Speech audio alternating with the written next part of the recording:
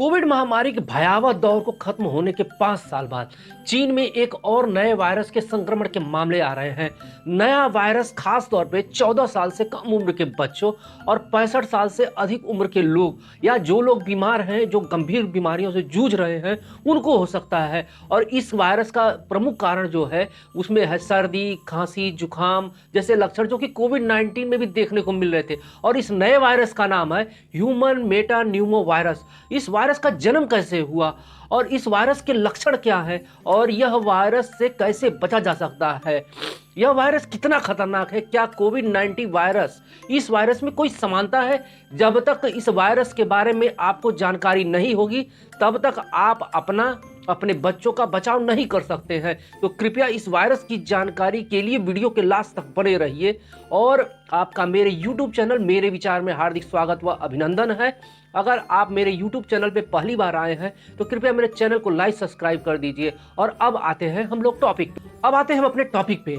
चीन की सरकारी वेबसाइट ग्लोबल टाइम्स के अनुसार उत्तरी चीन के अलावा दक्षिणी चीन के गुआंग प्रांत में एचएमपीवी के मामले पाए गए हैं। 5 साल पहले 100 देशों में तबाही मचाने वाले कोरोना की शुरुआत चीन के वुहान बाजार से हुई थी। और अब आते हैं करंट सिचुएशन पर।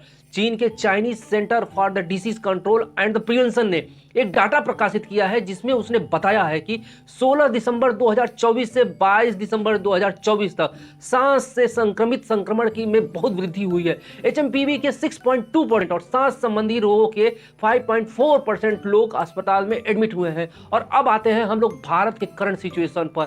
6 जनवरी को 6 केस आए।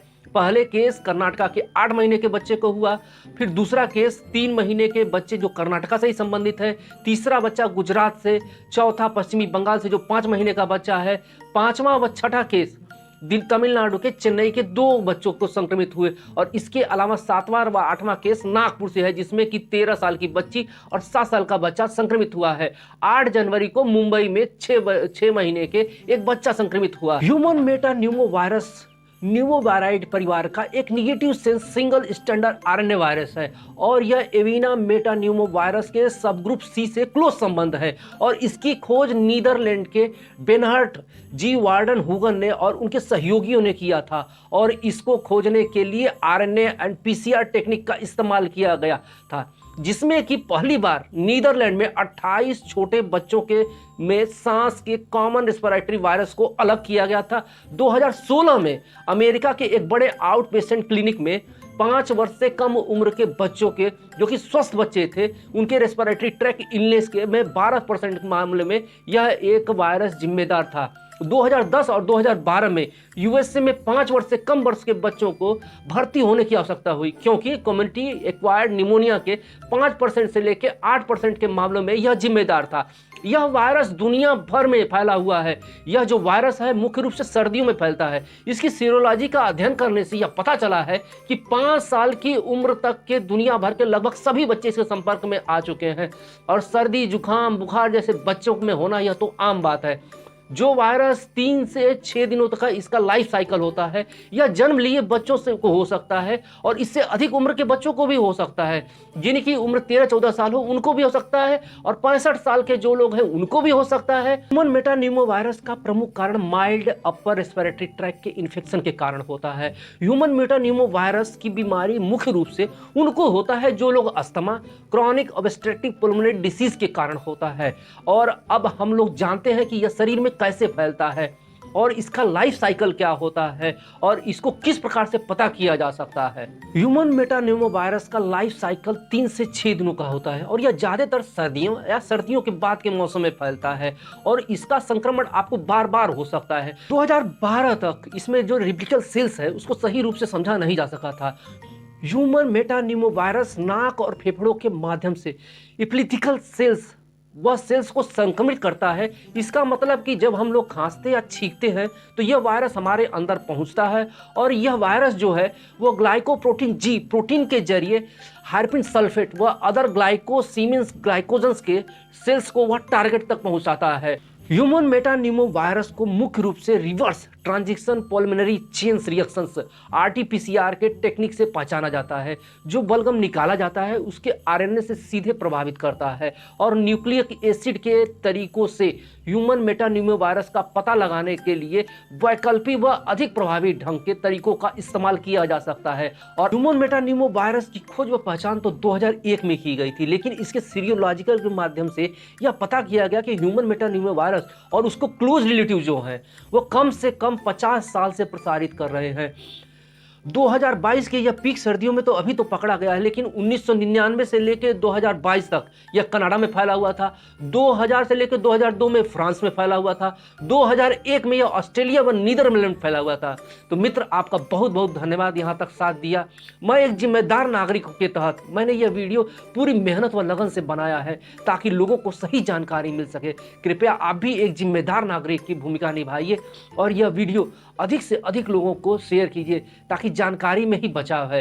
यही इस वायरस की कहानी थी और आगे स्वास्थ्य मंत्री जेपी नड्डा जी ने क्या कहा, आप सुनिए। हेल्थ एक्सपर्ट्स ने एचएमपीवी वायरस के बारे में यह स्पष्ट किया है कि यह वायरस कोई नया वायरस नहीं है। इसकी पहचान सबसे पहले वर्ष 2001 में हुई थी और कई वर्षों से यह विश्व भर में फैल रहा है। एचएमपीवी वायरस एक ऐसा वायरस है जो हवा के जरिए सांस लेते समय एक दूसरे में फैलता है। यह सभी आयु वर्ग के लोगों में संक्रमण का कारण भी बनता है। यह विशेष रूप से सर्दी और बसंत के मौसम के शुरुआती महीनों में अधिक देखा जाता है। चीन में जो एचएमपीवी वायरस के मामले पर हाल ही में आई रिपोर्ट्स पर स्वास्थ्य मंत्रालय ने Indian council for medical research के साथ और national centre for disease control के साथ और वर्ल्ड हेल्थ ऑर्गेनाइजेशन के साथ चीन सहित पड़ोसी देशों में स्थिति पर कड़ी निगरानी रखे हुए है। WHO ने भी स्थिति का संज्ञान लिया है और जल्द ही वो भी अपनी रिपोर्ट साझा करेंगे हमसे। ICMR Indian council for medical research और integrated disease surveillance programme IDSP के साथ उपलब्ध सांस संबंधित वायरस के देशव्यापी डेटा को भी समीक्षा की जा रही है और भारत में किसी भी कॉमन रेस्पिरेटरी वायरल पैथोजन में किसी भी प्रकार की वृद्धि नहीं देखी गई है। जॉइंट मॉनिटरिंग ग्रुप की बैठक 4 जनवरी को आयोजित की गई थी और स्थिति का जायजा लिया गया है। देश के हेल्थ सिस्टम्स और सर्विलेंस नेटवर्क्स किसी भी उभरते हुए हेल्थ चैलेंज के प्रति क्विक रिस्पांस देने के लिए सक्षम है और तैयार है। हम स्थिति का क्लोज मॉनिटरिंग कर रहे हैं। हम स्थिति का बहुत नज़दीकी से जायजा ले रहे हैं और हम ये कह सकते हैं कि हमें चिंता का कोई कारण नहीं होना चाहिए। स्वास्थ्य विभाग इन सारी बातों पर नजर रखे हुए है।